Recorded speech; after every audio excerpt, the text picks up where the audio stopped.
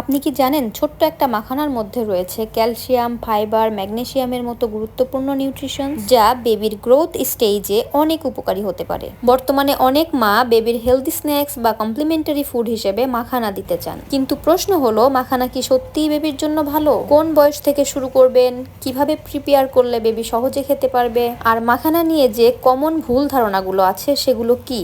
আজকের ভিডিওতে জানবো মাখানার নিউট্রিশনাল বেনিফিটস, কেন বেবির ডায়েটে এটি রাখা যেতে পারে এবং স্টেপ বাই স্টেপ কিভাবে মাখানা ইন্ট্রোডিউস করবেন। প্রথমে জানবো মাখানা আসলে কি। মাখানা বা ফক্সনাট হলো পদ্ম জাতীয় একটি জলজ উদ্ভিদের বীজ। এটি শুকিয়ে তারপর রোস্ট করে খাওয়ার উপযোগী করা হয়। আমাদের দেশে এটি অনেক আগে থেকেই ট্রেডিশনাল ফুড হিসেবে ব্যবহৃত হয়ে আসছে। বর্তমানে এটি হেলদি স্ন্যাক হিসেবে অনেক জনপ্রিয় হয়ে উঠেছে। এখন আসি সবচেয়ে গুরুত্বপূর্ণ অংশে, মাখানা কেন বেবির জন্য একটি ভালো ফুড অপশন হতে পারে। প্রথমত, মাখানায় রয়েছে কমপ্লেক্স কার্বোহাইড্রেট যা বেবির ডেইলি অ্যাক্টিভিটি এবং গ্রোথের জন্য এনার্জি দিতে হেল্প করে। এতে রয়েছে প্রোটিন যা শরীরের গ্রোথ ও ডেভেলপমেন্টের জন্য গুরুত্বপূর্ণ। মাখানার মধ্যে থাকা ক্যালসিয়াম এবং ফসফরাস হেলদি বোন ও টিথ ডেভেলপমেন্টের জন্য দরকারি নিউট্রিয়েন্টস। এছাড়া এতে রয়েছে ম্যাগনেসিয়াম এবং পটাশিয়াম যা শরীরের বিভিন্ন গুরুত্বপূর্ণ কাজে ভূমিকা রাখে। মাখানায় থাকা ফাইবার ডাইজেশনের জন্য হেল্পফুল হতে পারে, আর এতে থাকা অ্যান্টিঅক্সিডেন্টস শরীরের কোষগুলোকে সুরক্ষা দিতে সাহায্য করে। আরেকটি ভালো দিক হলো মাখানা খুব বেশি হেভি নয়, তাই সঠিকভাবে প্রিপেয়ার করে দিলে বেবির ব্যালেন্স ডায়েটের একটি হেলদি অ্যাডিশন হতে পারে। বেবি যখন নতুন নতুন টেস্ট এক্সপ্লোর করে তখন মাখানার মতো নিউট্রিশিয়াস ফুড ডায়েটে ভ্যারিটি আনতে সাহায্য করে। তবে মনে রাখবেন, কোনো একটি খাবার একাই বেবির সব নিউট্রিশন পূরণ করতে পারে না। ব্যালেন্স ডায়েটই সবসময় সবচেয়ে ইম্পর্টেন্ট। এখন মাখানা নিয়ে কয়েকটি কমন কনফিউশন দূর করা যাক। প্রথমত, অনেকেই মনে করেন মাখানা শুধু বড়দের খাবার। ফ্যাক্ট হলো এজ অনুযায়ী সঠিকভাবে প্রিপেয়ার করলে বেবির খাবারের অংশ হিসেবেও এটি দেওয়া যেতে পারে। দ্বিতীয়ত, অনেকেই মনে করেন বেশি মাখানা খেলেই বেশি উপকার হবে। আসলে সব খাবারের মতো মাখানাও পরিমাণ অনুযায়ী দেওয়া উচিত। আর তৃতীয়ত, অনেকেই মনে করেন শুধু মাখানা খেলেই বেবির সব নিউট্রিশন পূরণ হবে। এটা কিন্তু ঠিক নয়। বেবির জন্য ভ্যারিটি ফুড খুব ইম্পর্টেন্ট। বেবিকে কিভাবে মাখানা ইন্ট্রোডিউস করাবেন, এখন আসি সবচেয়ে ইম্পর্টেন্ট পার্টে। বেবিকে কোনো নতুন খাবার দেওয়ার সময় ধীরে ধীরে ইন্ট্রোডিউস করানোই ভালো। 6 মাস প্লাস বয়সে যখন বাচ্চা কমপ্লিমেন্টারি ফুড স্টার্ট করে তখন থেকেই কিন্তু ধীরে ধীরে মাখানাটা স্টার্ট করা যায়। তবে আমার মনে হয় শুরুতেই এই ধরনের খাবার না দিয়ে শুরুতে ভেজিটেবল, ফ্রুটস এগুলো প্রথম 2-1 মাস রাখাই বেটার, যেটা আমি করেছি। প্রথম 1-2 মাস আমি শুধু সবজি আর ফল দিয়েছি, তারপর আস্তে আস্তে চাল, মাখানা, ওটস এগুলো আমি কিন্তু পরে আস্তে আস্তে শুরু করেছি। তো প্রথমবার যখন মাখানাটা দিবেন তখন আমি এই যে এখন যে রান্নাটা করছি, আমি মাখানা দিয়ে একটা পরিচ তৈরি করছি।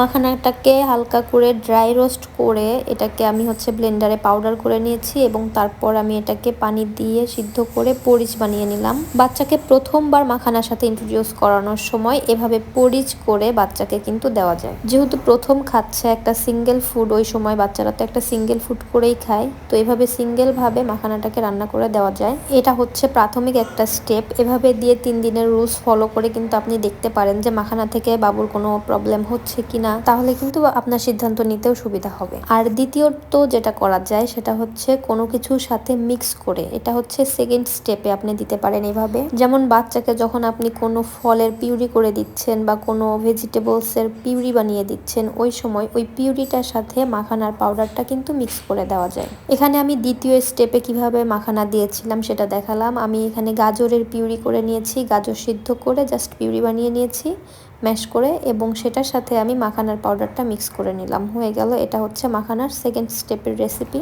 মাখানার সাথে যখন বাচ্চা অলরেডি পরিচিত হয়ে গেছে তখন বিভিন্ন খাবারের সাথে, বিভিন্ন পিউরির সাথে এভাবে মিক্স করে দ্বিতীয় স্টেপে বাচ্চাকে মাখানাটা দেওয়া যেতে পারে। আর প্রথম মাখানা শুরু করার পরে আপনার প্রতিদিন আলাদা আলাদাভাবে 2-3 পিস করে মাখানা রোস্ট করা, পাউডার করা ঝামেলাটা আসলে নিতে হবে না। একবারে একটু বেশি পরিমাণে পাউডার করে যদি এভাবে একটা কাচের জারে রেখে দেন তাহলে বেশ কয়েকদিন ধরে খাওয়ানো যাবে। এবার দেখাবো এখন আমি কিভাবে রাফানকে মাখানা রান্না করে দেই। অর্থাৎ এটা মাখানার থার্ড স্টেপের রেসিপি। প্রথম স্টেপে আমরা দিলাম শুধু মাখানার পিউরি, দ্বিতীয় স্টেপে আমরা মাখানাকে ফল বা সবজির পিউরির সাথে মিশিয়ে দিলাম। আর থার্ড স্টেপে আমি অনেকগুলো খাবার মিক্স করে যখন রান্না করছি তখন আমি মাখানাটাকেও এর সাথে রান্না করে নিচ্ছি। যেমন এখন আমি ওটস রান্না করছিলাম, ওটসের সাথে কিন্তু আমি মাখানা অ্যাড করে দিয়েছি, সাথে দিয়েছি গাজরের পিউরি এবং একটা ডিম। 10 মাস প্লাস বাচ্চাকে কিন্তু এইভাবে নাস্তা রেডি করে দেওয়া যায়। রাফানের 10 মাস বয়সের পর আমি ওকে মিক্স খাবার দিয়েছি, এভাবে খিচুড়ির মতো করে দিয়েছি, বা যখন আমি ওটস রান্না করেছি তখন এভাবে অনেকগুলো খাবার মিক্স করে একসাথে রান্না করে দিয়েছি।